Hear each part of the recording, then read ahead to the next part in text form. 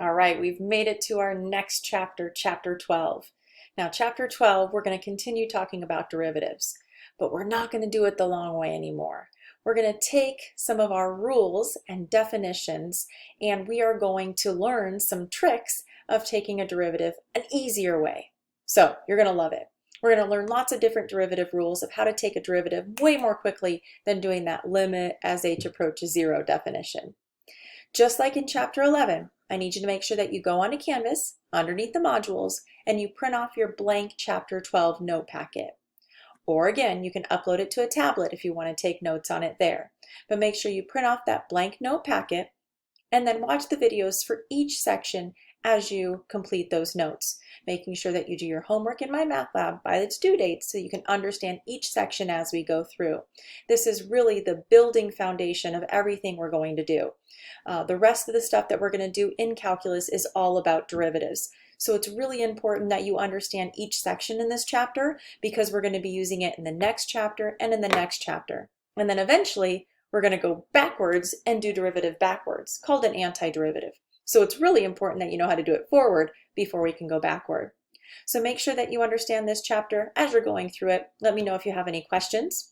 One thing that might be a little bit different in this chapter is because there's so many rules, there is a specific formula sheet that I'm going to allow you to use on the test. Now, once I figure out all the different rules for Proctor U, I'll figure out how to get you that formula sheet so you can use it on your test. But it is here in Canvas. If you'd like to print it out, maybe print it out at the beginning of the chapter so you know what's on it.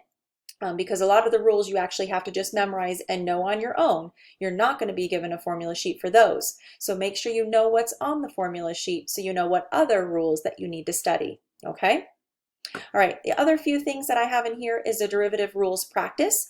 Those are some of the rules that you need to memorize yourself. So you can print that off. You can complete that as many times as you need to make sure that you understand and remember those rules. We need to make sure that we know the formulas so that we can actually then apply the formulas and take derivatives of all different types of functions.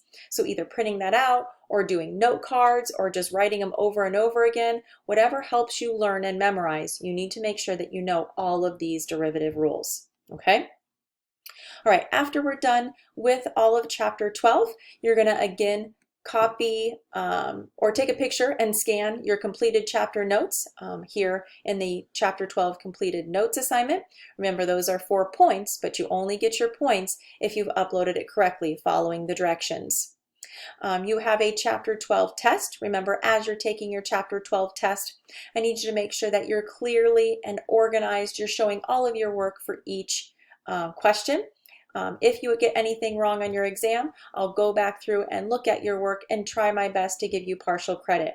But I can only give you partial credit if I can see clearly what you're doing. So make sure you have them labeled, organized, and clear, and show all of your work so I can take a look at that. And you're going to upload that here, the chapter 12 test work for partial credit.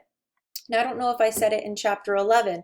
I know it's on there, but in my math lab, before taking chapter 12 test, make sure that you do that chapter 12 review before taking the test with at least an 80%. 1, it'll help you practice and prepare, but 2, it'll get you that extra credit on top of your grade for chapter 12. So make sure you do that review in my math lab to make sure you're really prepared for this next exam. I know chapter 11 was kind of hard, but chapter 12 is also going to be a little bit challenging. So make sure you do everything you need to do step by step, each section, each homework, the review, and then make sure you do a really good job on your test. All right, let me know if you need anything.